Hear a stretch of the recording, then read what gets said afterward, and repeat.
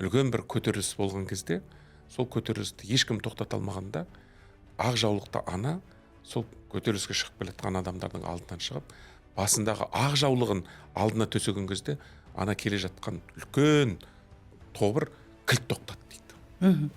Қараңызшы. Ешкім тоқтата алмаған, оқ тоқтата алмаған, қару тоқтата алмаған тобырды, топты ананың ақ жаулығы тоқтатып отыр.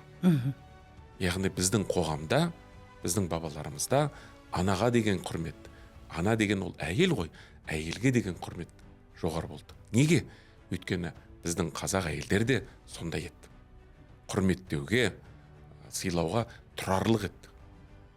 Сіз біздің аналарымыздың қандай болғандығын көрсеңіз, әлгінге дейін сондай аналарда сыйлағын кеп тұрады, құрметтегін кеп тұрады. Іздеп тұрасыз. Сондықтан қыз тәрбиесі болашақта әйелге деген құрметті қалыптастыруға мүмкіндік береді, ықпал етеді, қайтарады оны. Ол бір-біріменен ұштасып, жапсарлас жатқан дүниелер.